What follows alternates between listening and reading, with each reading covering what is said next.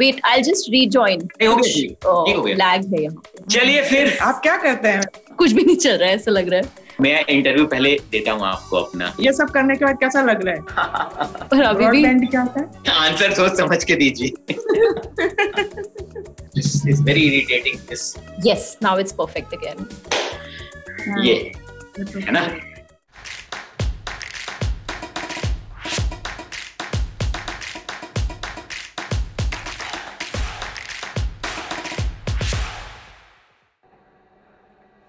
Social Sumit digital में आप सभी का एक बार फिर से स्वागत है। आज के एपिसोड में हम मुलाकात करने जा रहे हैं एक जोड़ी से। जी हाँ, माँ और बेटी की एक खूबसूरत जोड़ी से, जिन्होंने मिलकर हैंडीक्राफ्ट का एक बिजनेस शुरू किया है। ख़ास बात यह है कि इन लोगों ने जब इस चीज़ के बारे में सोचा तो दीप्ति की माँ की उम्र 50 से ज़्यादा थी। उन्हें टेक्निकल चीज़ों का ज्ञान नहीं था। स्मार्टफोन, लैपटॉप्स ये क्या होते हैं इनको बिल्कुल पता भी नहीं था। लेकिन फिर भी इन्होंने इस उम्र में जाकर इन चीज़ों को सीखा, समझा और एक कामयाब बिजनेस वूमेन बनकर वो सामने आई। और सबसे इंटरेस्टिंग बात मेरे लिए जो है खासकर वो ये है कि इनके ब्रांड का नेम बहुत ही कैची है। वो गाना आप लोगों को याद होगा, बार बार देखो हजार बार देखो कि देखने की चीज़ है हमारे, whatever। बट मैं जितना ख़राब गाता हूँ उतना ही खूबसूरत और उतना ही अच्छा इनका ब्रांड है और इनके प्रोडक्ट्स हैं। तो चलिए आइए बात करते हैं इस जोड़ी से।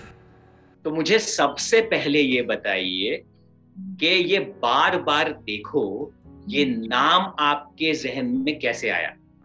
ये बार बार देखो नाम तो मेरी बेटी ने ही रखा है और मेरी बेटी के दिमाग में ही आया है। हाँ, सो जब हमने आई थिंक स्टार्ट किया था, जब भी हमने डिसाइड किया कि अब कुछ करते हैं अपना, तब मैंने सोचा कि क्योंकि हम मिरर से स्टार्ट कर रहे थे, जैसा आप ये देख रहे हैं, ये मिरर जैसे मैंने बनाया है और मम्मा ने, तो तब हमने सोचा क्योंकि हम मिरर से स्टार्ट करें तो कुछ ऐसा नाम होना चाहिए जो मिरर से रिलेटेड हो। तो बार बार देखो बहुत ही एकदम सही फिट हुआ वहाँ पे। प्लस फिर हमने ये भी सोचा था कि बाद में अगर हमने एक्सपैंड करी अगर अपनी रेंज तो भी वो फिट होना चाहिए, एंड वो बिल्कुल परफेक्ट हुआ। एक्चुअली बहुत बार एग्जीबिशंस पे ये होता है कि ना लोग हमें क्रॉस कर रहे होते हैं और एकदम से कोई गाना गाते हुए निकलता है बार बार देखो, तो वो बहुत ही मतलब ऐसे लगता है कि हाँ, लोगों को हमेशा याद रहता है कि हाँ, बिकॉज ऑफ द सॉन्ग, तो अच्छा लगता है। मुझे लगता है कि जितने भी देखने वाले हैं अभी और सुनने वाले हैं इस प्रोग्राम को, जो देख रहे हैं, वो क्यूरियोसिटी उनमें होगी जानने की कि बार बार देखो तो ठीक है, लेकिन ये काम करना है, ऐसा कुछ करना है, ये ख्याल किसको आया, कब आया और कैसे आया? मेरी बेटी के ख्याल आया कि चलो कुछ क्रिएटिव वर्क करते हैं, तो उसने फिर कुछ ऐसा करें जो बिल्कुल हटकर हो, लोगों को पसंद आए और कुछ हम कुछ पैसे भी कमा सकें। तो इस तरह से हमने सबसे पहला प्रोडक्ट हमने मिरर का बनाया, हर साइज का मिरर बनाए। बस इस तरह से हमने शुरू किया अपना।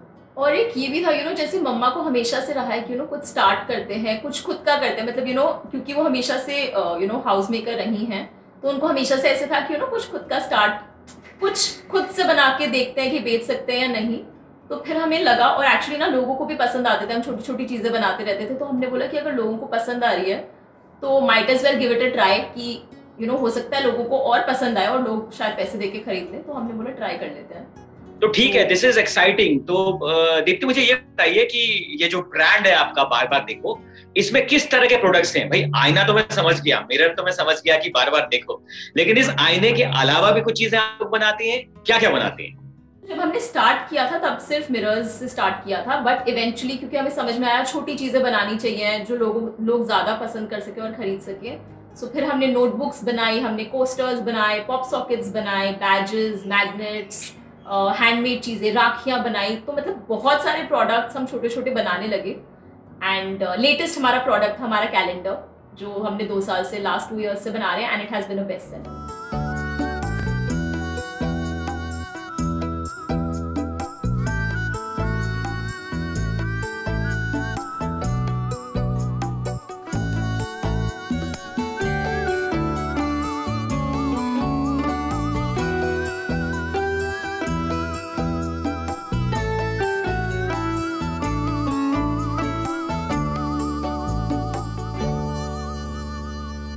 इसका प्रोसेस क्या होता है, क्रिएटिव प्रोसेस क्या होता है? आप सोचती हैं, आपकी मम्मा सोचती हैं, आप लोग मिल के सोचते हैं, फिर उसको एग्जीक्यूट करते हैं, how does it work?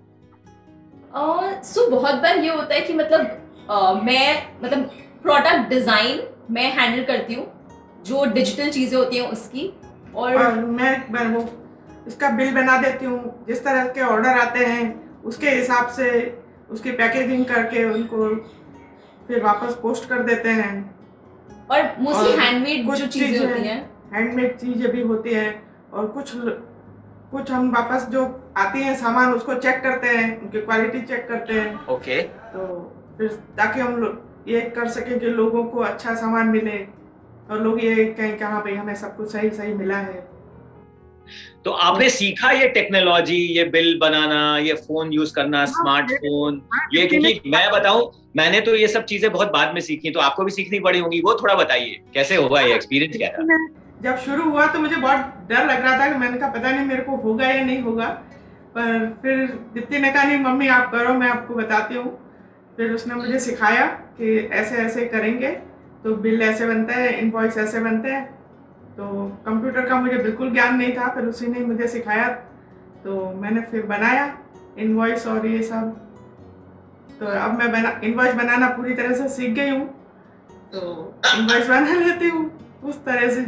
Invoice ही नहीं, मतलब मम्मी बहुत सारी चीजें कर लेती हैं। जैसे हमारा जो वेबसाइट है वहाँ पे ऑर्डर्स जब आते हैं तो उनको देखना, मतलब she can track all orders, किसमें क्या जाना है वो सब पूरा हमारा पैकेजिंग का मम्मा ही देखती है। एंड फिर उसके लिए जो स्केड्यूलिंग होती है कि मतलब कोरियर वाले लोग आके पिकअप करें ऑर्डर, वो सब भी मम्मा ही करती है। तो हाँ, मतलब उन्होंने 50 के बाद कंप्यूटर सीखा है, जो बहुत ईजी नहीं है, तो थोड़ा बहुत सीखा है। ये जितना इसमें बार बार देखो में काम आता है उतना तो सीख लिया। आपने दीप्ति जी को कुछ सिखाया है, काम नहीं बल्कि अच्छा स्वादिष्ट खाना बनाना, अच्छे आपके कल्चर के डिशेस बनाना, ऐसा कुछ सिखाया आपने इनको? हाँ, मैंने सिखाया है इसको। मैं इसको शुरू में स्कूल में ये लोग उठते नहीं थे, सोते रहते थे, तो मैं इनको सुबह सुबह उठा देती थी। मैंने कहा कुछ मेरे साथ कर लिया करो, क्योंकि ट्रेडिशनल खाना बहुत जरूरी होता है। नेक्स्ट बिजनेस जो है बार बार देखो के बाद बार बार खाओ होने वाला है। हाँ, खाओ में बहुत टेंशन हो रही है अब थोड़ी सी। किस तरह की परेशानियां आई, किस तरह की दिक्कतें आई शुरू में? एग्जीबिशन, हमने फर्स्ट एग्जीबिशन लगाई दिल्ली हाट में, तो हम बहुत उत्साहित थे। सारे मिरर लेकर हम गए थे, हमको लगा बहुत सारे बिकेंगे। हाट में हमने देखा था काफ़ी लोग सामान खरीदते हैं, और वहाँ पे थोड़ा फॉरेनर वगैरह भी आते हैं, तो वो भी इंटरेस्ट दिखाते हैं। तो हम वहाँ पे गए थे, और तो किसी ने बोला कि बहुत बड़े हैं, और किसी ने बोला बहुत महंगे हैं, तो किसी ने बोला हमें ये छोटी साइज़ का बड़ी साइज़ में चाहिए, बड़ी साइज़ का छोटी साइज़ में चाहिए। इस तरह से किसी ने भी कुछ भी नहीं खरीदा। तो दूसरे दिन बारिश हो गई, तो लोग बिल्कुल कम थे। तो इस तरह से हमने 2 दिन एग्जीबिशन, हमारी पहला था वो एग्जीबिशन का टाइम। तो फिर हम थोड़े से निराश हुए, किसी ने भी नहीं खरीदा, तो हम आ गए फिर घर पर वापस। थोड़े से उदासी भी हुई हमको कि किसी ने कुछ नहीं रेस्पॉन्स दिया मैं अच्छा, तो फिर इतना कुछ भी नहीं हुआ। पर मतलब एक चीज ये अच्छी हुई, मतलब उस समय तो ऐसा लग रहा था, और वो हमारा बिकॉज फर्स्ट एग्जीबिशन था, तब और ऐसा लग रहा था कि ओ नो, कि हम सही चीज कर रहे हैं या नहीं कर रहे हैं। क्योंकि मैंने भी जॉब छोड़ दी थी, और मेरी तो फर्स्ट जॉब थी जो मैंने छोड़ी थी, तो मुझे एज सच कोई एक्सपीरियंस भी नहीं था। वो होता है ना, आई थिंक आप बहुत ही ओवर कॉन्फिडेंट हो जाते हो कि नहीं कुछ तो कर लेंगे, तो आप छोड़ देते हो job, and you are like बस। मतलब उससे बहुत सारी चीजें सीखी। आई थिंक ये रियलाइजेशन हुआ कि आप से 5000 के मिरर एक हाट बाजार में नहीं बेचोगे। तो वो वाली चीजें जो आपने शुरू में मतलब नहीं आती थी, वो बहुत सारी चीजें सीखी। और उसके बाद उसी लर्निंग से हमने छोटी चीजें बनाना शुरू किया, जैसे फिर नोटबुक्स बनाई। हमने को लगा कि थोड़ा छोटा प्राइस में हम बनाते हैं, तो फिर लोगों के लिए हमने डायरीज बनाई, कोस्टर्स बनाए, जिसकी वैल्यू भी कम थी, थोड़ी सी पैसे भी कम थे, और उसमें हम थोड़े सफल भी हुए, लोगों ने उसमें इंटरेस्ट दिखाया। तो हमारा इंडियन कल्चर का इस तरह से हमारे साथ एंट्री हुई, और उन्होंने काफ़ी सामान हमारा खरीदा भी, तो हमें बहुत अच्छा लगा। फैमिली का सपोर्ट कितना ज्यादा रहा आप लोगों को? पापा भी जैसे हमारा पूरा फाइनेंस जो टैक्सेस वगैरह है, क्योंकि ना ही पूरी मुझे help इंटरेस्ट करते है ना ही मम्मा को इंटरेस्ट है, तो उसमें पूरा हेल्प करते हैं। बाकी हमारी मम्मा की जो दूसरी बेटी है और मेरी जो बहन है वो भी मतलब वो तो बहुत एक्साइटेड रहती है, वो हमारे सारे एग्जीबिशन से आ जाती है कि हाँ चलो हम कुछ नया करते हैं। सो वो बहुत सपोर्ट रहा, एंड आई थिंक वो बहुत इंपॉर्टेंट होता है जब आप कुछ नया स्टार्ट करते हो, जब आपको नहीं पता कुछ भी, ना ही मुझे पता था ना ही मम्मा को पता था कैसे होने वाला है, बट द फैक्ट कि सपोर्ट था तो उसकी वजह से बहुत सारी चीजें ईजी हो गई।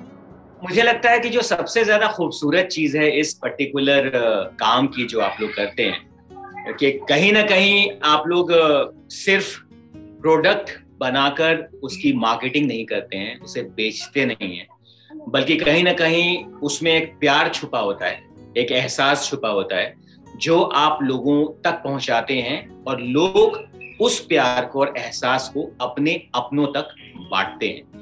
इस बात से आप लोग कितना इत्तेफाक रखते हैं? जब लोग हम खुश होते हैं कि हमें आपका सामान अच्छा लगा, और कुछ लोग होते हैं वो फोटो भेजते हैं, अपनी फेसबुक पे भेजते हैं और वो इंस्टाग्राम पे भेजते हैं, विद फोटो भेजते हैं, टेबल पे कोई अपनी पोस्टर लगा के भेजता है चाय के साथ में, तो कोई कैलेंडर भेजता है, तो कोई डायरीज भेजते हैं कि हमने देखो तुम्हारे ये सब लगाए, हमें बहुत अच्छे लगे, तो हमें बहुत अच्छा लगता है। बिल्कुल, मुझे लगता है कि आर्ट के जरिए एक एक्सटेंडेड फैमिली है, जितने भी लोग हैं जिनके घरों में आप अपने आर्ट के माध्यम से मौजूद है, वो एक अलग ही एहसास है और एक अलग ही खुशी है। एक सवाल और है, बहुत सारे लोग ऐसे भी हैं जो बहुत इंटरेस्टेड होते हैं आर्ट में, कला में, हैंडीक्राफ्ट्स में, जो इस तरह का काम शायद करते भी होंगे अपने घरों में, लेकिन उन्होंने कभी इस चीज को एज अ प्रोफेशन नहीं लिया कि आप लोगों ने लिया। तो अगर उनको कोई मैसेज देना हो, उनको कोई एक सीख देनी हो कि वो किस तरह से इस आर्ट को प्रोफेशनली कर सकते हैं, अगर इस बिजनेस में आना चाहते हैं तो उन्हें से कदम उठाने चाहिए, ये अगर आप लोग थोड़ा सा बताएं, गाइड करें, तो आई एम श्योर कि बहुत सारे लोगों को इससे बहुत ज्यादा लाभ होगा। हमारा तो यही राय है कि जिसको जो अच्छा लगे वो ही करें, जिसका जो मन करे, जो आता है वो जरूर करना चाहिए। ज्ञान से बढ़कर कोई चीज नहीं होती है, जितना ज्ञान आप दूसरों को बांट सकते हो बांटिए। जी, बहुत सही, बिल्कुल। तो जब तक आप ट्राई नहीं करेंगे तब तक मुझे लगता है आप कर नहीं पाएंगे, और अगर आपको फ्रैंकली कोई ऐसा लगता है कि मुझे ये जेन्युइनली करना है लाइफ में, तो आप कर लीजिए, क्योंकि हमेशा आई थिंक वो चांस नहीं मिलता। आप जब यंग होते हैं तो मुझे ऐसा लगता है आप ट्राई करने में ना, क्योंकि आप में वो कॉन्फिडेंस होता है, आप कर लेते हैं try. As you grow up वो थोड़ा सा डिफिकल्ट हो जाता है। So the only thing that I would want to say is, जिनको अगर बिजनेस स्टार्ट करना है कि आप कर लो, अभी ट्राई कर लो जो करना है, और होगा नहीं होगा इट्स ओके, बट रिग्रेट्स नहीं रहेंगे। आपको एज अ बिजनेस पार्टनर मम्मा कैसी लगती हैं? One of the main reasons क्यों हमने ये स्टार्ट किया है इज बिकॉज ऑफ मम्मी, कि मतलब हमें, जैसे मम्मी ने बताया, जो हम बनाते थे ना छोटी चीजें, वो करने में, जैसे हम कभी क्ले का कुछ बना रहे हैं, वो बलून फट गया, सबके मुंह पे गिर गया है सब क्ले, मतलब वो जो मस्ती होती थी और वो जो फन होता था, that is something that we really enjoyed a lot. हम दोनों को बहुत मजे आते थे बनाने में, हम छोटे लैम्प्स बना रहे हैं, कुछ भी बना रहे हैं।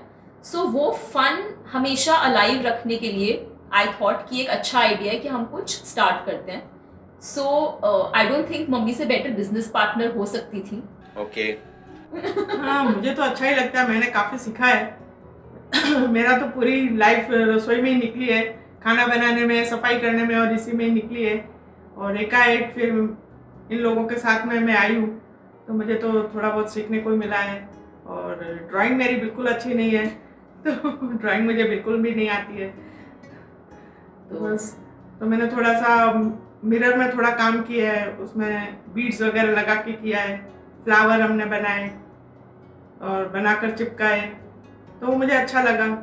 एक सवाल जो मैं पूछना चाह रहा था वो ये था कि जब हम ह्यूमैनिटी की बात करते हैं, पीस की बात करते हैं, शांति की बात करते हैं, मानवता की बात करते हैं, तो आर्टिस्ट्स का, कलाकारों का उसमें बहुत बड़ा योगदान होता है, ऐसा मेरा ही मानना नहीं है, जितने भी समझदार लोग होंगे उनका ये मानना होगा। तो दीप्ति, मुझे बताइए आपका टेक क्या है इस पर्टिकुलर बात पर?